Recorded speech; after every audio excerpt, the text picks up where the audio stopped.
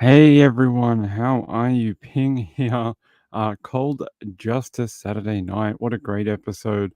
I was really excited by it, and it's going to be a great two-part finale of season 7. I think it's going to be great. We're going to go over it tonight. Hold on, let me get it set up for you. I was able to track down the original article that detailed the killings back in 2015. And we'll go through it. And I took a bunch of screenshots for you that show stuff from the episode. Let me get it set up. Hey guys, how are you? Good to see you. I'm wearing the same jumper again. I'm gonna have to get more jumpers. It's starting to get too cold down here. It just says, hi all, lots of tornadoes again today. I did have a look.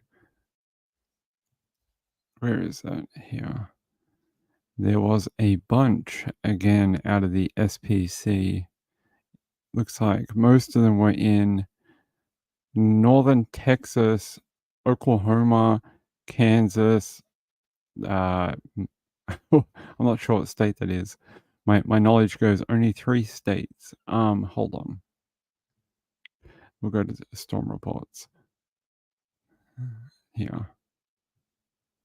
What is it? Kansas, Texas, Missouri, Kansas, Oklahoma, Texas. Lots of the last tornado reported was in Oklahoma, visual cone tornado at Cotton in Oklahoma. That was at 23:54 UTC time. There was a wedge tornado reported at Elk, Kansas earlier today too. Massive wedge tornado. Yesterday was bonkers.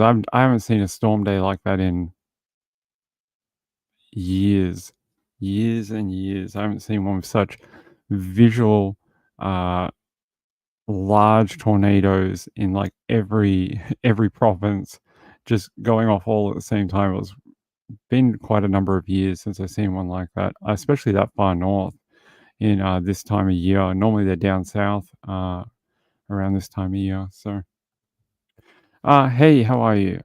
Could you hear her? Say hello to everyone. Is she gonna say like, hey, say hello to everyone? That's all you get. There you go. She said thank you for all the well wishes. She said she's feeling a little better today. All right. Let me say hello to everyone. Danny Mitchell says 12 hours. Yep, 12 hours. We'll be on in 12 hours. Angela, how are you? Danny Mitchell. Who else is here? Juniper's here. Marilyn Landis. Edget, I hope you didn't get any tornadoes in your area today. That would have been bad. Nancy S., how are you? Marlene Clausen, Mamma Mia. Diamond Heart is here. All right. She's doing better today. The anesthetic has worn off and she's feeling a bit better. Anesthetic just knocks you around, makes you feel crap for about 24 hours. So, all right. Tonight's episode of Cold Justice is dealing with the murders of Mike Scott, 58, his wife Cathy, his mother Barbara, and Cathy's mother Violet Taylor, 82, all died from gunshot wounds. But that's not quite correct. After watching the episode tonight, it seems like the gunshot wounds were done post-mortem and they actually died mostly from stabbing wounds to the neck. They were actually killed by a K-bar type knife, something that has quite a large hilt on it. Where else have we seen a K-bar knife recently? It is another quadruple homicide, but in a different state. We all know what that one is, with 4 college students murdered, but these are not college students. These are older people. And tonight's episode called Justice was detailing the renewed investigation into into the who's responsible for it. Who's responsible? Who could it be? And I'm going to show you a couple of photos. Hold on. Let me upload some things I got from the episode today. Great episode. We're only about halfway through. So episode 2, part 2, airs next week on Saturday. That'll be the finale for season 7, and then they're gonna do a special the week after, which will be a catch up. It'll be they're gonna review cases from years ago, what happened in the end, and, did they catch the murderer, that type of thing. They're gonna do a bit of a catch up. Alright, let's start. Let me see where we're gonna start. Maybe here? No.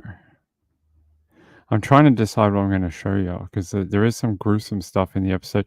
So in the episode, I'll tell you when it starts out, they detail a lot of the crime scene. I don't know how much I can show on YouTube because last time we tried this, we got in a lot of trouble and we had episodes pulled. I got in trouble and saying it was a violent video and all different things. So I'm trying to be careful in what I show you this time. Um, all right, let's show you. This is pretty harmless. All right, this is pretty harmless. Come on, upload. All right. From the episode, I'm going to show you this photo. These two people you may have seen before in relation to these murders. Um,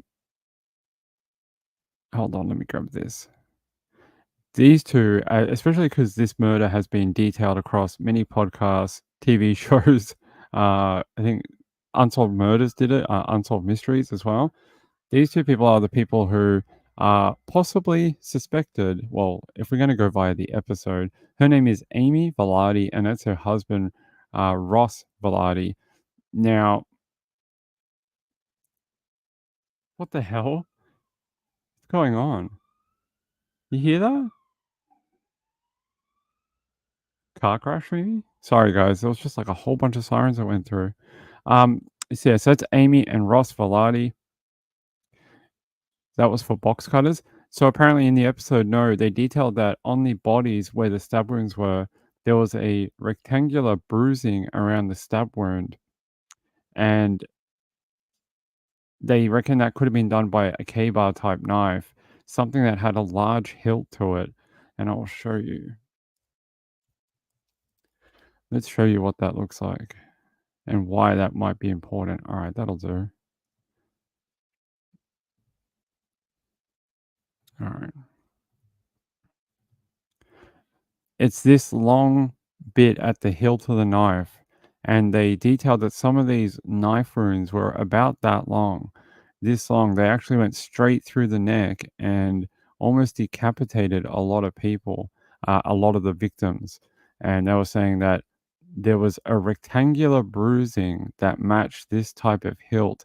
They didn't say it was necessarily a K-bar, but Ross Velarde is an ex he's an ex-military guy.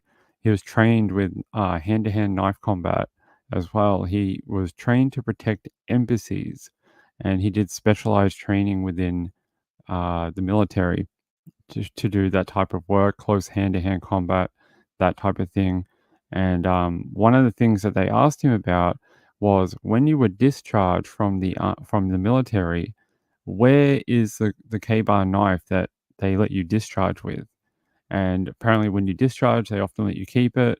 And he's like, "Oh, I don't know. Like, I lost it, and I don't know. Maybe some way I, disappeared from my home. Aliens came and they abducted it. I lost it on the train. Maybe it was in a taxi. I'm not sure where I put it." He really didn't have an answer for what happened to that K-bar knife, and they were very intrigued by that because of the injuries to the people.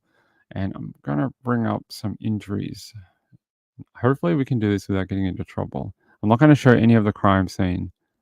I'd like to, but last time we did that, we got in trouble. You're gonna have to watch the episode for that. Let me. Maybe this will do. All right.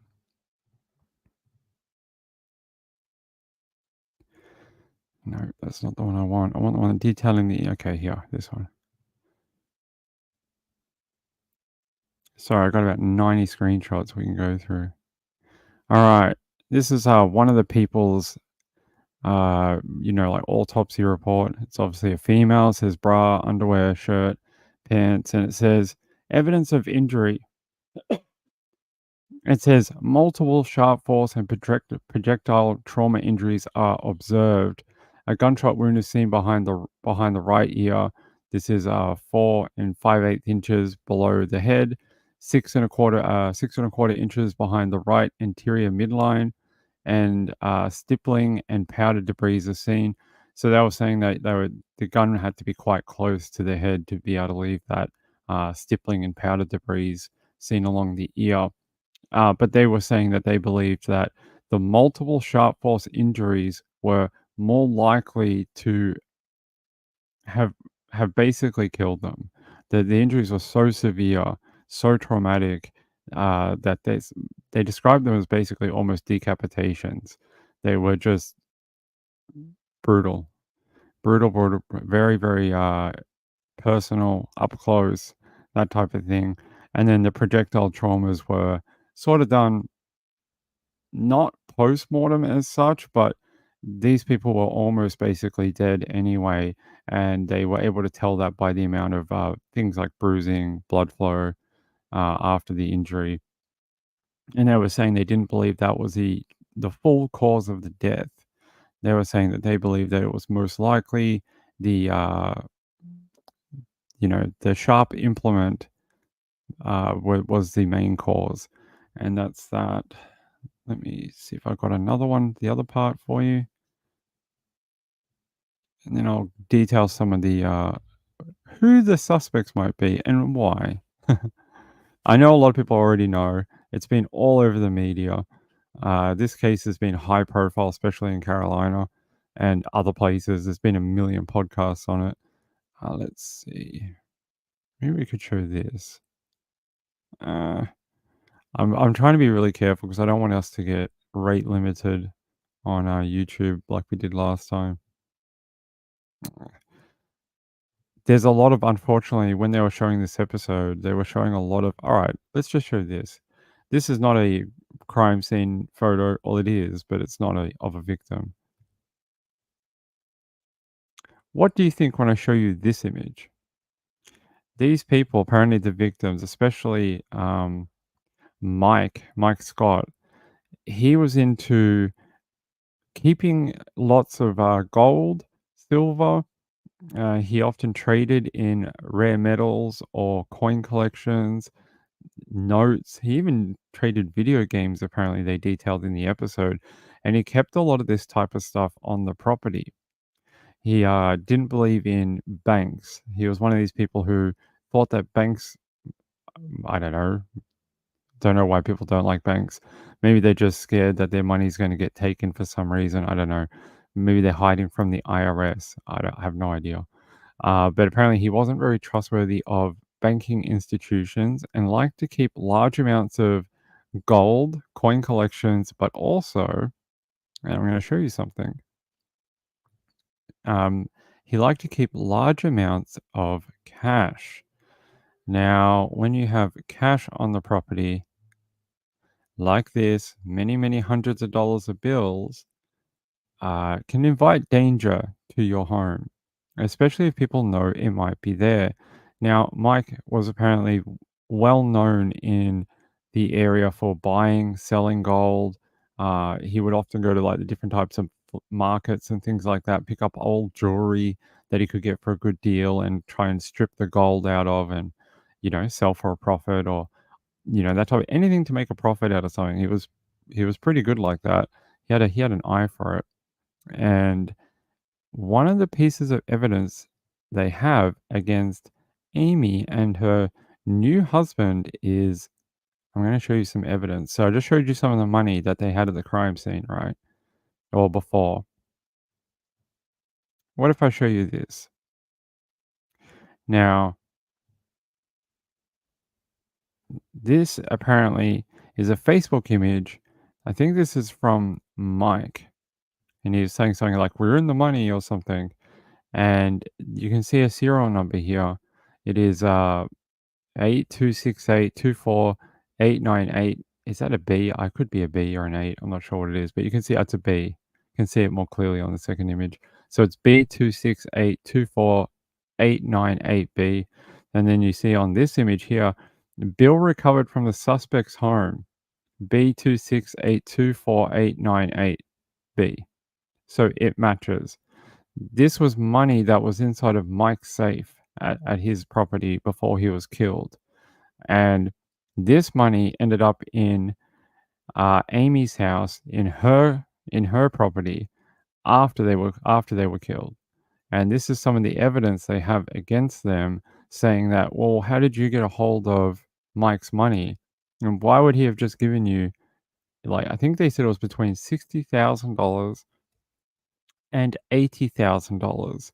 Why would he just randomly give that to you when, according to family members and other people, the two parts of the family were not getting along at the time?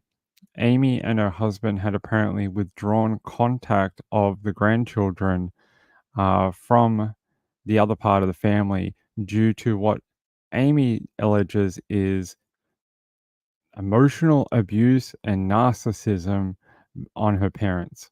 I I don't have any proof for that, and they didn't seem to find any in the episode, although they often paint victims in a positive light on these type of shows.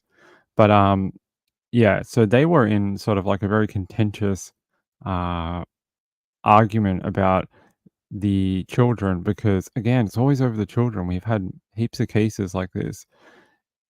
They were saying that there's no way he would have given them any money, even though they did get married recently.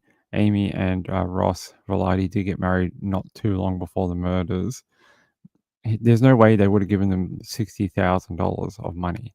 Now, Amy and Ross tried to say this was money that they had saved from their dog washing business, but the police, like you can see on your screen, were like, "Well, how come the serial numbers match? They don't just make multiple bills with the same number on it. That's not how it works. They're all individual." And they were saying it's quite rare to actually have such high quality photos before the murder with the same bills and after the murder in a possible suspect's home and be able to get such a great photo that you can match the, bill to bill. They were family, right? They were family. They were family. They lived, and I'm going to show you, they lived literally 50 feet from each other. 50 feet. If I can get you a photo of I don't know what you call these type of places, as we don't really have them in Australia, but they're like trailer homes or it's like permanent trailer home type things. They're those long rectangular homes. I don't know what you call them in the US, but you see them everywhere. Let me see. I did have a photo of their living arrangements. Hold on. Here. There's their one. This is their one where they were murdered. These type of structures, I don't know what you call these in the US, but there was two of these. There's this one, and then I think there's one just 50 feet in the other direction is where Amy and her husband Ross lived. They literally lived 50 feet from each other, and she was somehow withholding her children's contact with them. I don't know how they did that. A double wide, is that what you call these? I'm not sure what you call them, but um, they look like little houses. Little tiny houses. So yeah, they didn't live they lived basically on the same property. I'd call it the same property. They were 50 meters or not even. There you could throw a rock from this one to the other one. You could literally just throw them a bag of chips if you wanted to. Hold on, I'm trying to read what you guys are saying. Wildman's mom said I had it solved when you told me the cause of death. It was angry doings. Angry doings? Uh, I think anytime you kill someone when in four people with a bladed object and then you shoot them, it's often a crime of passion because most people, if you're going to kill someone, they just want to do it and get out of there. If it's some sort of contract hit or it's a robbery gone wrong, that type of thing, they're not going to stand around and be like, yeah, I'm going to stab you. I'm going to stab four people several times and then I'm going to go get a gun. and then I'm gonna shoot each one of you because I wanna make sure it's a thorough job." No, they're just gonna stab people, get out of there, take the cash, and run away. They're not gonna sit there and be like, let me go back and each over all of you, and I'm gonna get you with a K bar, and then I'm gonna get you with my gun, and then I'm gonna spend time and do this, and they're just not gonna do that. So there's a image of their property, and I'm gonna show you. This is the way. Apparently, Amy had found the deceased bodies. So she said she walked in there. Uh, Actually, I can play you the interview from her. That might explain it better than I can. She said she found Mike, Cathy, Barbara, and Violet. She said she walked in there, turned on the light, and then found their bodies all lying there. They said the cause of the deaths were the bladed injuries and the gunshots. But all right, hold on. Let me find this thing from Amy Velarde. I think she could explain it better than I can. You would like to hear it from her own mouth. She did a few interviews. Yeah.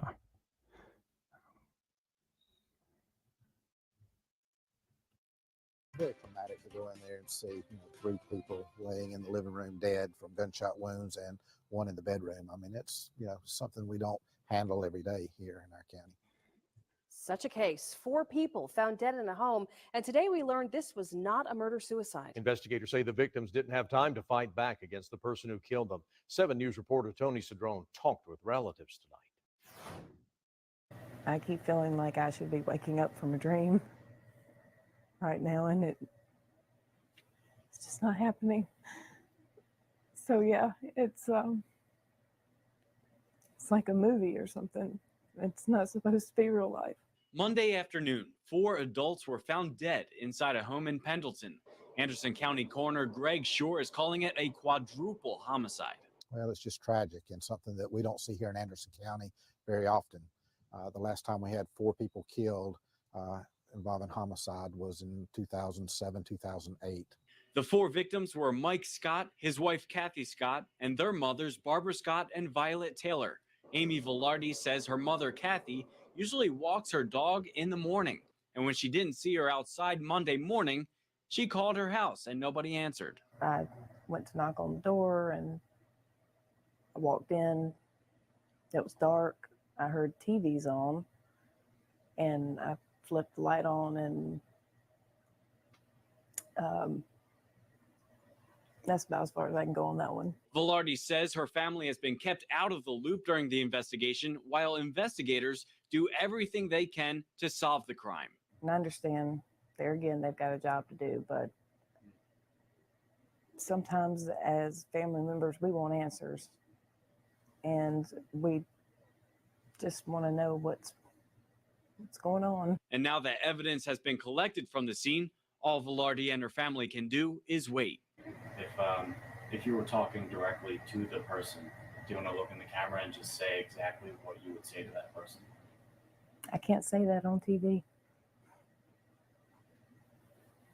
I'm just going to be honest. I can't say that on TV. In Pendleton, Tony Cedrone. So they actually did a few different interviews like this with different TV stations over the investigation since 2015. Hey, whoa. Unfortunately, I mean, I think a lot of people actually know the ending to this, and it's because it's been in the media since December. There was a big update December 2023, and there's been some court updates recently. I think in March there was a court update. I'm trying to string you along a little bit, but I know there's a lot of people who already know the answers to this particular murder and what happened. But we're trying to follow the episode a little bit. I know there's a lot of people who are like, Ping, just tell us who the guilty people are. But I know we're trying to follow the episode a little bit. Burn Popcorn says, so evil. Danny Mitchell said, had to be. Yeah, I actually have crime scene photos. I can't upload them, unfortunately, because last time we did that, we got in trouble. They're very graphic. There is a lot of blood, especially for Mike. In Mike's murder, where he was found, there is a massive pool of blood. It stretches about he's lying on his face, he's got his arms spread out, sort of by his side, like in this type of motion, like this, and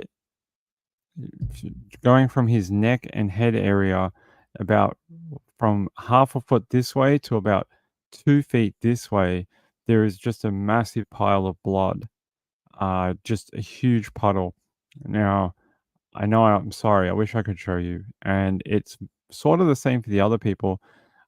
Violet, I think it was Violet, she's the one who she had defensive wounds on her hand, actually almost cut a finger off.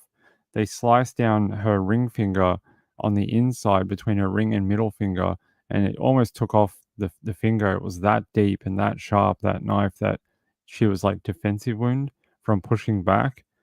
Let me see. Let me see if I've got any that I could show you that aren't too bad. They're all really bad, but they were found in a few different areas of the home. Although two of the women were found together, almost on top of each other, so they were attacked quite close to each other. I think that's the lady and her mother, the 80-year-old and her daughter. I think they were found basically together, side by side, on the ground, and then Mike was found about 1, 2, 3, about 3 feet away, not even 2.5 feet away from them in the corner of the lounge room. I will upload all these photos to my Twitter after the show. We probably should have done that. I could have said, just look at the Twitter and you'll see what I'm showing you. Maybe we'll do that for next week. I'll pre-upload them all. That way we can all have a look at them together. All right. So instead of piss farting around, I'm going to take you straight to the oxygen and we're going to show you this. So on November 2nd, 2015, Amy Velarde, 32, called authorities to report finding her mother, Cathy Scott, 60, stepfather, Mike Scott, 58, murdered in their, so they call it a double wide trailer. Okay, there we go. Double wide trailer in Pendleton, a small town situated about 2-hour drive each way between Charlotte, North Carolina and Atlanta, Georgia. Also dead in the home was Cathy's 82-year-old mother, Violet Taylor, Mike's 80-year-old mother, Barbara Scott, in what Sergeant Hill called one of the bloodiest scenes I've ever been to.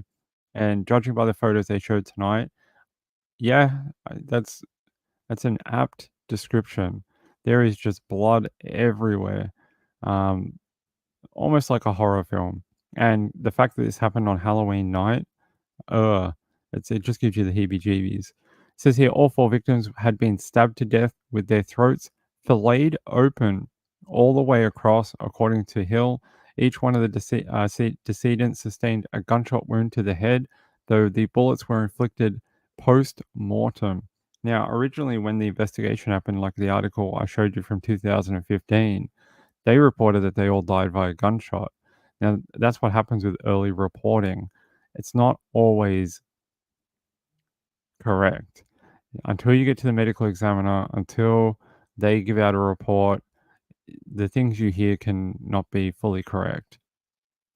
They were shot, but that's not what killed them. They said, we knew we were dealing with something none of us had ever seen before. Here's a photo of Mike and Cathy. They look like a nice couple trying to enjoy their life, and Mike enjoying his business of selling and buying. Says Spignola said the killings contained a particular brutal level of savagery, as shown in crime scene photos published by Cold Justice. If you watch the episode, you'll be able to see them, or I'll post them to Twitter after this. Detectives found themselves puzzled over who would want to cause harm to any of the 4 victims. That's where we start getting into the background of this family fallout over the children, Amy's children.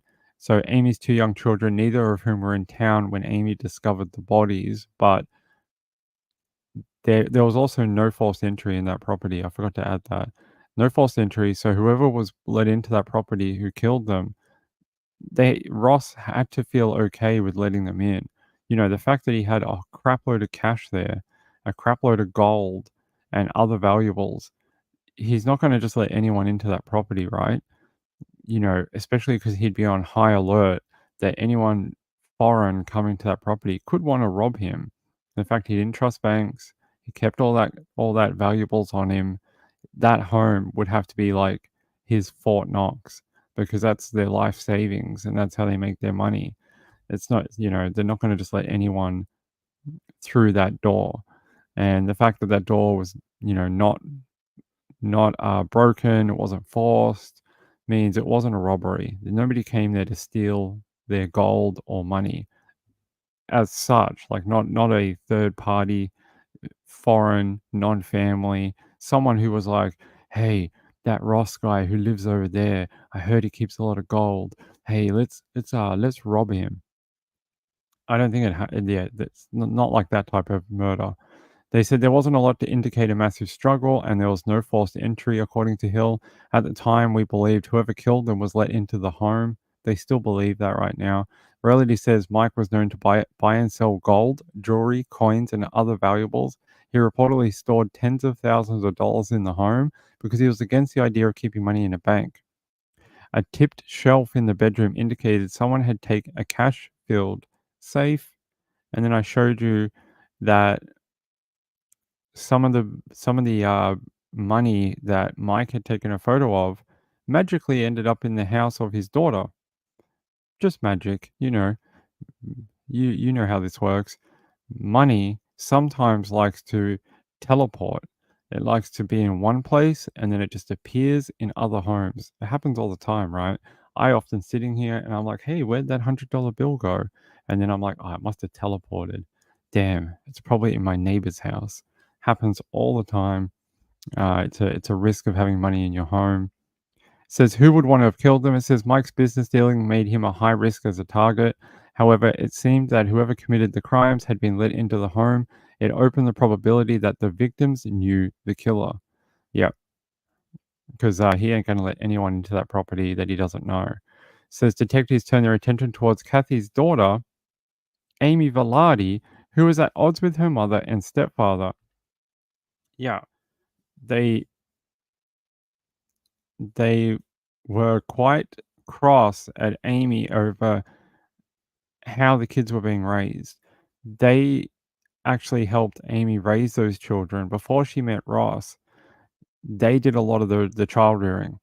They took them to church, they took them to school, they fed them, they clothed them, and Amy was allowed to kind of live out her life the way she saw fit. She could go out and drink, she could go out and party, she could go out and meet men. She'd apparently been married several times to different guys, and they just hadn't worked out, or she got, divorced or whatever. So she was a bit of a wild child. Apparently, she had, and they sort of allowed that as long as they could look after the kids. It sort of worked. So, but recently, just before they were murdered, she had sort of taken a different stance on it. And during a 4th of July party, um, there was an argument. She'd been drinking. I think they had just come home. They had the children. And then she was like, no, give me my children. And it devolved into a nasty spat. And from that point on, she was not going to allow them, her stepfather and her mother, to see those children. And she was accusing them of being narcissistic, of being emotionally abusive. She'd been posting on Facebook about it. Actually, I think I have some of the Facebook messages that she posted about it. Hold on. She posted things like, like those motivational quotes that people post, which I hate. I'm just like, if you got something to say, just say it instead of posting these weird motivational type posters. I think I have some here. Let's see if I do. Yes, I do. Uh-huh. Here. So this is one of the ones that she actually posted, and it was directed at her stepfather and her mother. So this is one that they actually got from this looks like possibly a data pull from something, probably maybe from Facebook. It says here, emotional abuse, underlies physical abuse, sexual abuse, bullying, dating violence, family violence, all forms of human cruelty and unkindness. And it says, like, scapegoating, hostile looks. Man, don't you hate when you get a lot of hostile looks? I hate that. I often feel emotionally abused with hostile looks, especially from my own chat. It says here, sarcasm. Oh, crap. Did I just give you guys emotional abuse from my sarcasm? Indifference, giving the silent treatment, snide remarks, withholding affection and emotional support. But interesting here, she details this as emotional abuse, but she's the one withholding the children from her mom and dad, stepfather and mom. But she's the one withholding this, and then she's the one picking fights, posting this stuff on Facebook, antagonizing them, humiliating them in front of their church friends and things like that. So, who's the actual narcissist in this situation? I question who might be the actual real narcissist. Yeah, I don't think it was Ross. I don't think it was Mike and her mum. What does Marlene say? Spoiled adult brat. It does paint that picture, doesn't it? LMS83 said Chad Dumbbell magically got all of Tammy's passwords. They do that too. They like to disappear. They like to teleport into people's hands that shouldn't have them. Happens all the time. Yeah, emotional damage. So it says here, Sergeant Hill actually had described, Amy's husband Ross as a pretty likable guy, a decorated US Marine with specialized training to guard embassies around the world. But what helped bring the Vladis into detectives' radar was what they found out about $68,000 in cash, monies the newlyweds claim they earned from their pet grooming business when they searched their single wide trailer. So they lived in a single wide just next to the double, I guess it's a double wide next door. So here's a photo of Barbara Scott, and she was one of the murder victims, unfortunately. It says, with the help of forensic pathologist Catherine Paneri, she's great. I love her. The investigators recreated the crime scene and looked back at the injuries sustained by the victim, Mike and two elderly women, both of whom were lying side by side. Maybe we can show that one. It's not that gruesome. And it really is sad. It's probably the saddest image from this entire thing. So, trigger warning. Please don't get me YouTube. And I think it is really, you should be able to show it. Hold on.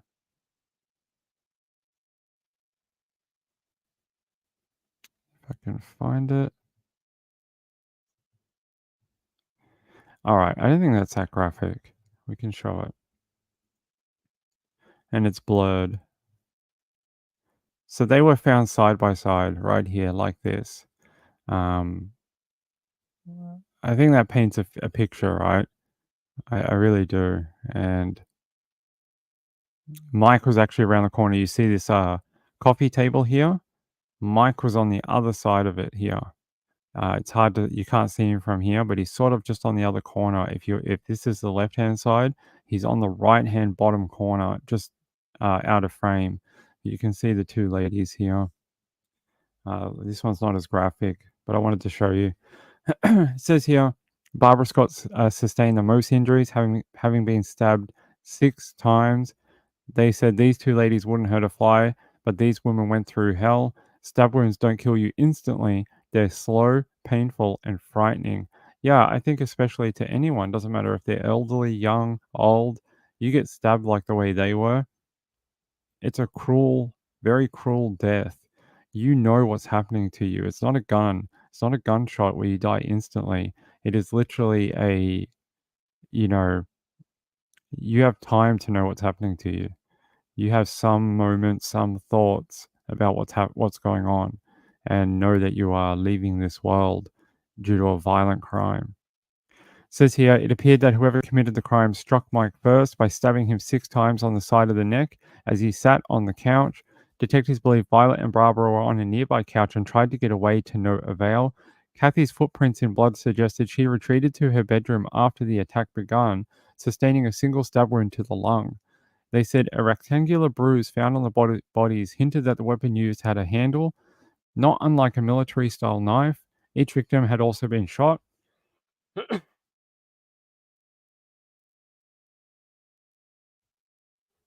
Sorry, bloody allergies. Says a rectangular bruise. Yep. Each victim was also shot in the head after they succumbed to the knife wounds. Yeah, they were able to tell due to post-mortem that there's no bleeding or bruising, And they're like, well, these gunshots happened after or just as they were dying. They were unnecessary. They were already, you know, unsurvivable injuries, and there was no need to shoot them. So it didn't make any sense that a killer would have stabbed the victims if they possessed a gun. It was determined from an empty holster under the bed that Kathy likely retreated to the bedroom to access a 38 caliber revolver used in the quadruple homicide, but that the killer or killers beat her to it. It also had detectives wondering if there was more than one killer or if it was a classic case of overkill. Kids' toys discovered on the living room coffee table suggest the Scotts were expecting a visit from their grandchildren. So what does that tell you? Yeah, so apparently not long before the murders, Amy had actually told them that, oh, well, look, maybe you could see the grandchildren when they make it back to the area. They were out of the town staying with their father. And she was like, well, maybe when they come back, you could see them. There was apparently, Mike had actually gone to Amy and tried to mend bridges with her. He'd been he didn't think he had anything to apologize for, but he also didn't want to not be in the children's lives. And he took the more higher road and understood that if he didn't back down and just try and start giving in to Amy, literally, that he would probably never see those kids again. And he just said, it's all my fault. I was the one in the wrong. Look, I'm really sorry. All we want to do is help you, that type of thing. And he started trying to mend that relationship. And I think she softened a little bit and was like, oh, yeah, you could see the kids when they make it back to the area. That's why they had the toys out on the coffee table, expecting them to come over when they got back to the area.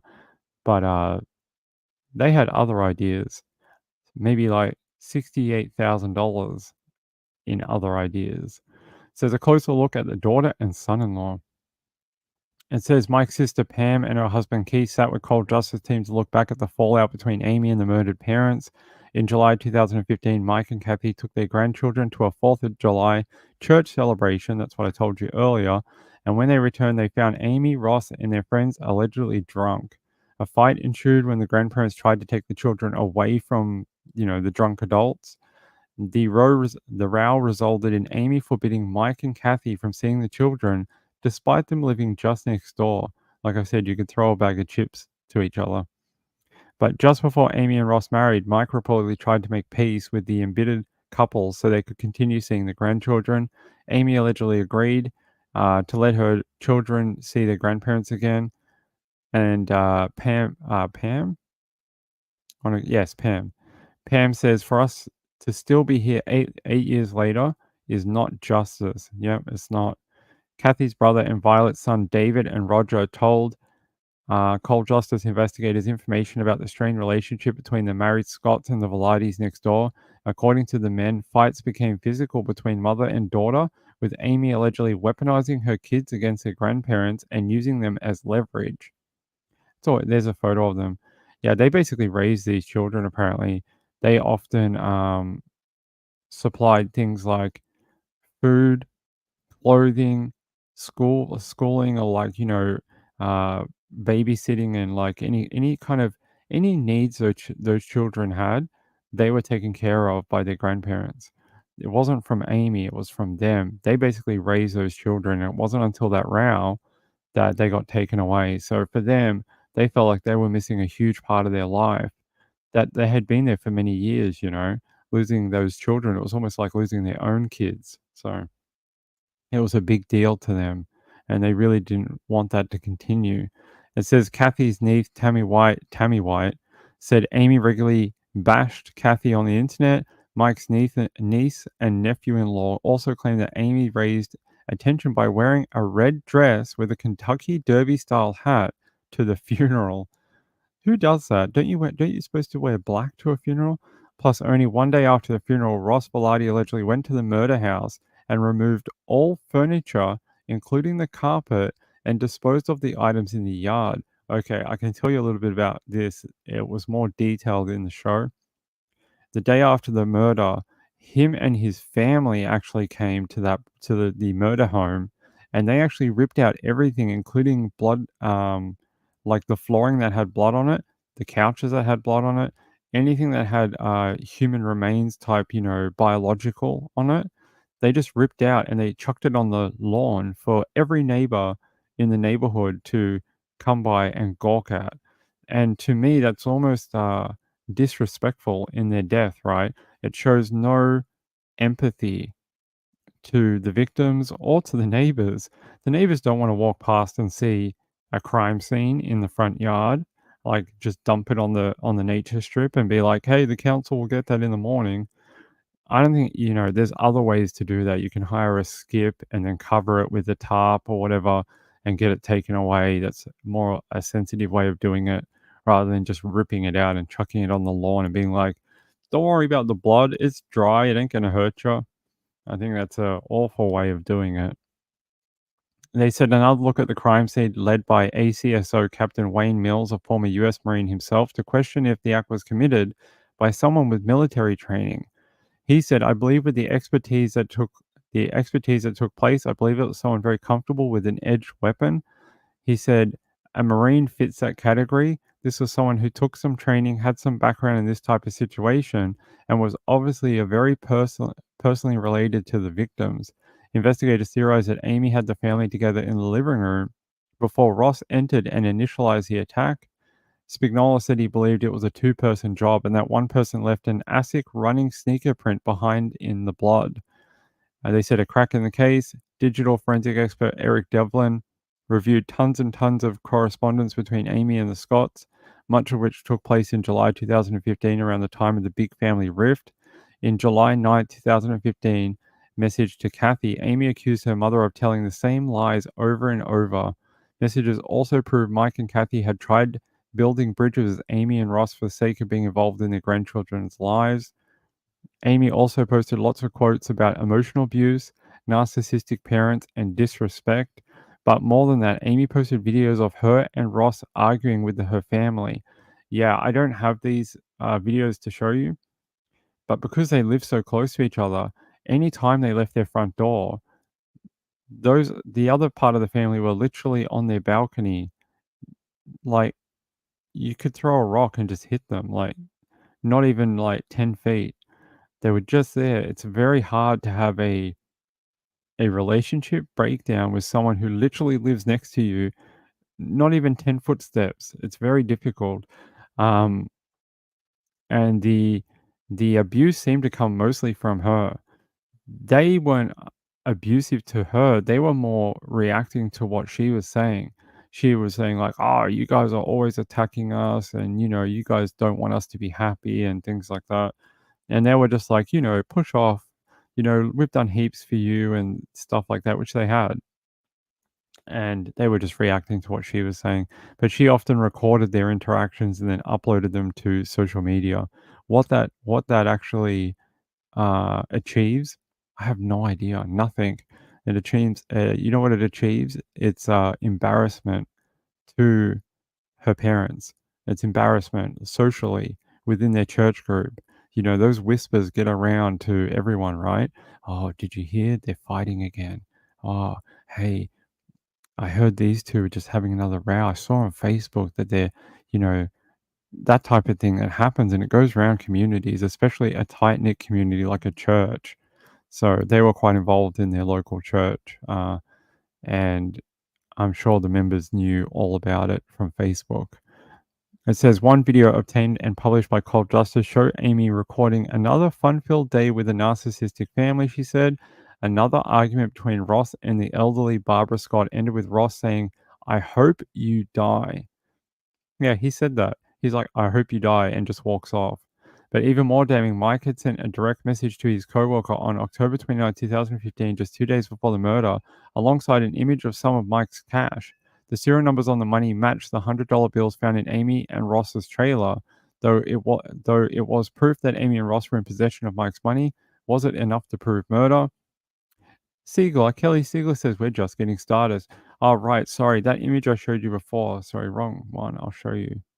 I thought it was the one from Mike's home. No, this is the one that he sent to a coworker.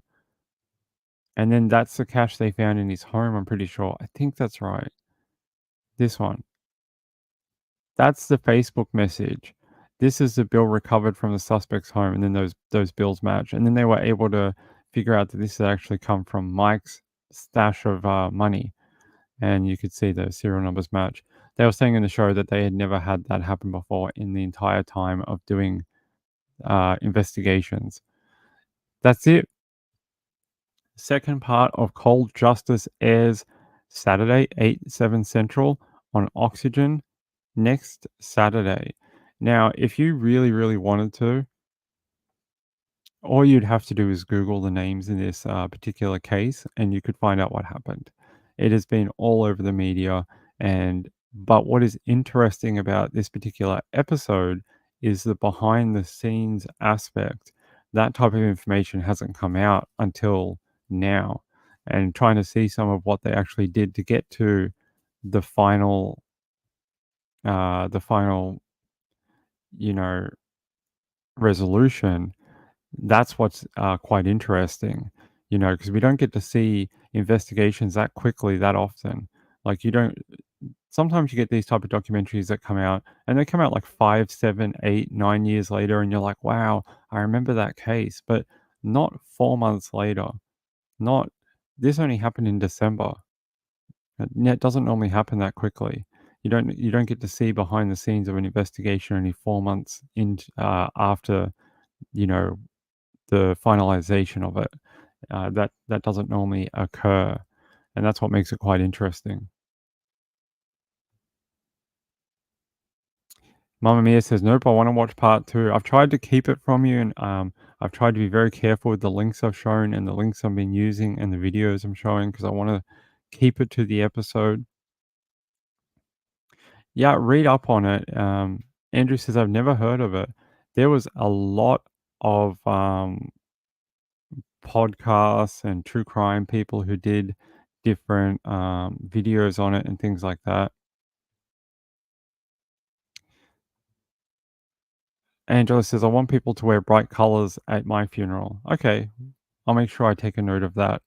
Should you ever pass at the ripe old age of 190, I will wear bright colors to your funeral. I will probably be 145. Medicine should improve that fast, hopefully, and we'll all wear bright colors. Danny Mitchell says, "Way to act sus." I know, right? Let's see what else. Yeah, very cruel. I think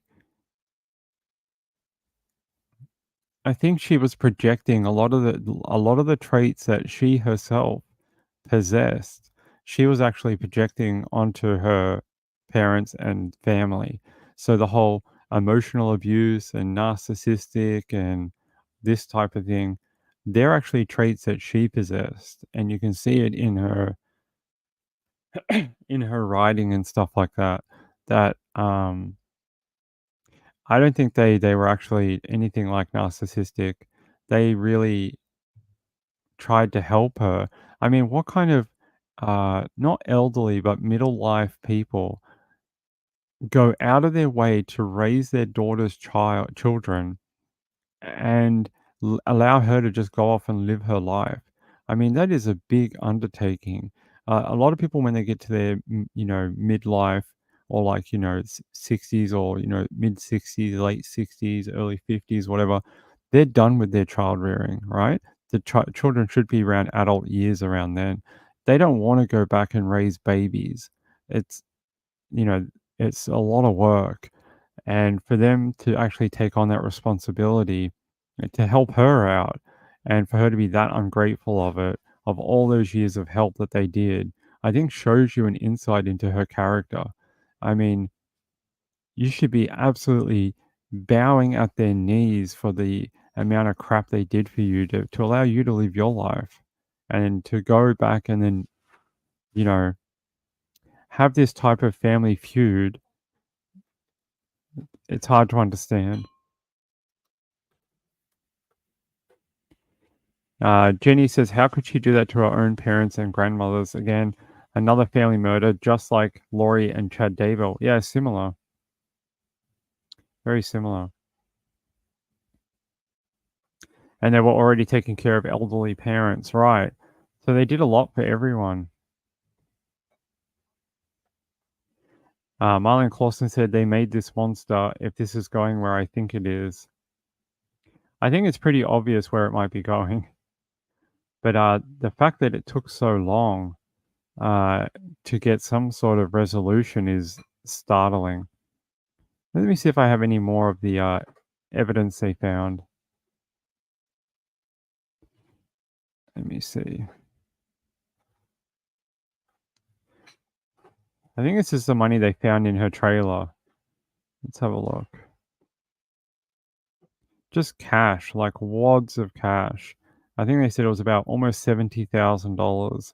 And they also got payouts from, I think, life insurance and other assets that her parents owned, that type of thing. And they have no idea where the money went. I know they said in the episode they're not sure. I actually have some messages here. Where are they? So this is from Amy Velarde to Pam. And she's another part of the family. Here's a message they were able to pull. And it says, this is author Amy, and the recipient is Pam Isbell. It says, I love you too, Pam, but you have no idea what he has done to us. He is holding almost all their clothes and won't give them back to me. My children aren't hurt by a post. They are hurt by a screaming man that called their mother a redacted right in front of them because I'm not going to be bullied by him anymore. And she says, Pam, my mother lies for him too. No, I am sorry. He will stop because I am finally done. He is not my kid's grandfather. He can never be that to them again. He even has mum getting good the same medicine from the doctor. So when he runs out, he takes hers. I'm sorry, but when he runs around telling lies about me, well, I won't be controlled by his bad behavior anymore. My children won't watch this anymore. He will leave me and my family alone. I love you and think the world of y'all, but the things he has done here are done. So you can see this is the type of thing she was accusing uh, her stepfather of doing. He says here he is holding almost all of their clothes. The reason he did that is because it wasn't to hurt the children or anything like that. It's because he paid for it. He paid for a lot of their clothing, apparently, and they detailed that on the episode that it was his money that clothed those children. And I think by doing that, he's saying, hey, you want to do this? Fine, you do it on your own. We ain't gonna financially help you anymore, and you're gonna have to do it all. See what it's like to not have any help from family. You know what I mean? Like he's not doing it to hurt the children. He's doing it to show her, look what we do for you. Look at all the things, even small things that you don't take seriously, or you may take for granted, like buying them clothing, which you should never take for granted from your parents if they help with you or your grandchildren. You should always be extremely thankful that they even thought of you to do that. But she just sees it here that, oh my God, they won't give the clothes back and it's hurting my children. No, he's trying to show you what he does for you. Yeah, it's very interesting. I didn't hear that either. Maybe they will detail that in part 2. Maybe they'll detail that next week. I didn't hear why that took so long for them to connect that dot, but they did when they raided Amy and Ross's place, or the little trailer or whatever they call it. They were suspicious of the money, but at the time they had no way of proving that it was not their money. And they did have a business, even though it was in debt. They did have some sort of excuse for having that type of cash. And they were newlyweds, maybe it was wedding money. So they had some reason for having it at the time, but they did eventually track down that serial number. Marlon Clausen said, why did the police release the crime scene, the victim's home, so soon that the son-in-law was clearing it the next day? Not the next day after the murder. It was after the funerals. So it probably had been a while because the bodies probably were held for a period of time to do autopsy, medical examiner, that type of thing. So it probably was some period of time. I don't know how long. Let's see. Let's see how long that might have been. Let me grab Mike Scott. Let me see when their funerals were. Anderson County Coroner to do autopsies. Mike Scott and his wife Cathy Scott. Funerals.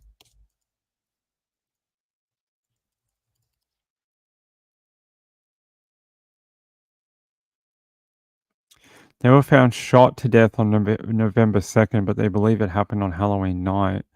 When were they laid to rest? Funeral notice. No.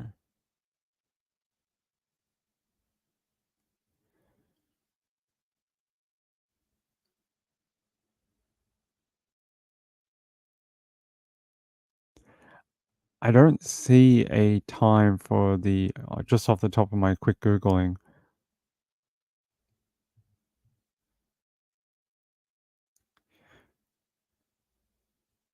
I'm just trying to quickly read here for you.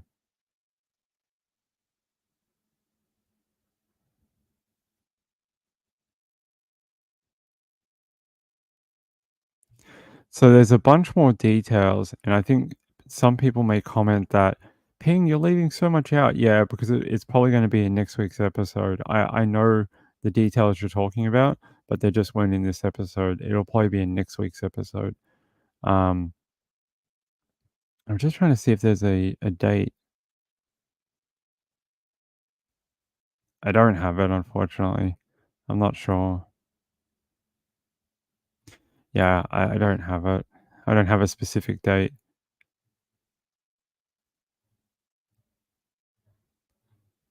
Sorry, let me get that off the screen for you. How long do we have?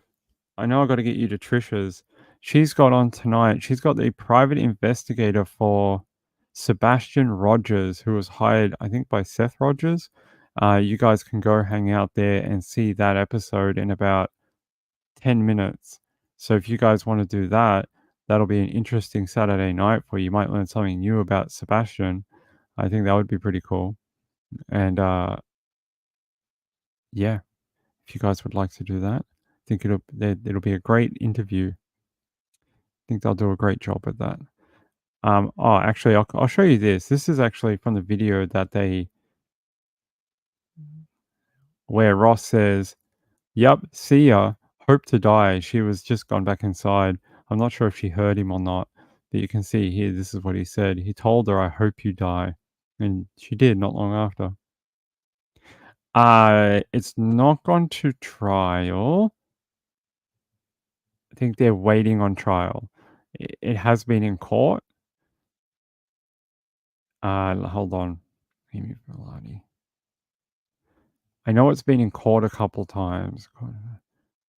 That's all I can say. It's been in court a few times recently. I can tell you the last update was February 13th, 2024. Was there one in March? I thought there might have been one in March too. I think it was yeah, it's this year. 16th of Feb, 13th of February. Okay. That's the last court day I can see. 13th of Feb. So there you go. It's been in court this year. All right, I'm gonna wrap up. But hey, it's Saturday night. Let's have some fun. I'm gonna come back when Trish finishes with the private investigator. I'm gonna come back on. We're gonna have a little bit more fun, and we're gonna talk true crime documentaries.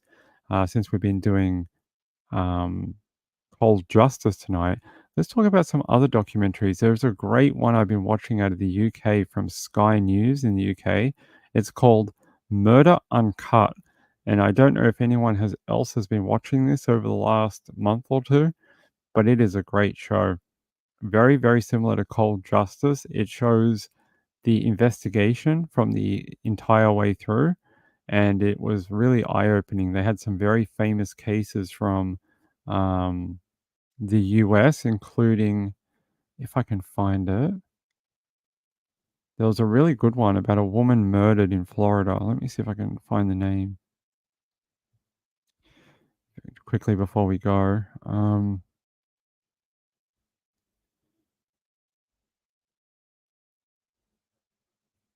Not Sydney Loof, although I think that is one of the.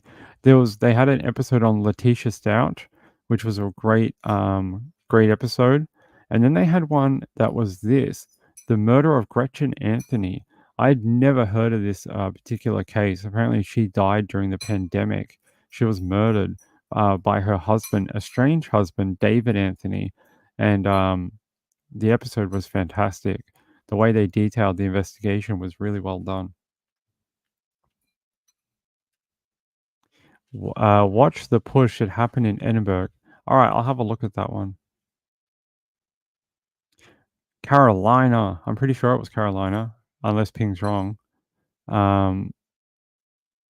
Anderson County Sheriff's Office. So that's the local. South Carolina, Anderson County. That is the county for you.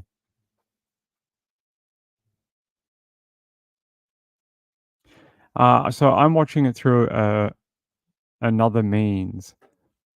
That's all I'll say. If you want to know, email me sundaywithping@gmail.com. Angela says, oh, yeah, she was in a corona ward. Allegedly, but she wasn't. She had been buried in a location, and her ex-husband was lying about she was in a CDC location, and they've taken her to some secret coronavirus CDC hospital where even family can't go to it. And apparently there was no such thing. It didn't exist, but he played on people's fears during the pandemic, and people just believed him. They're like, oh, okay, she's at a CDC hospital, great. Hope she gets better, hope she doesn't die, that type of thing. It's an hour from you. Okay, Mamma Mia, there was a show on about Letitia when what channel? I was supposed to be there. Okay. Yeah, Murder Uncut. If you haven't seen it, great show. I was watching it through Sky UK. Murder Uncut. It sounds like it's from Apple TV, maybe, but it was on Sky, and it premiered on 20th of March, 2024 in the UK. I can show you here. Murder Uncut. Cineflix is the company, and then Apple TV. First episode, 20th of March, 2024. And then you can see Sky here, Now TV, which is a Sky thing as well. Hey, look, the first one of the episodes is on Daily Motion. I didn't show you that. There you go. You can watch it if you want to. All right, let's get out of here. Let me just check something, and then I'll get you guys to Trisha's. You guys go watch The Private Investigator.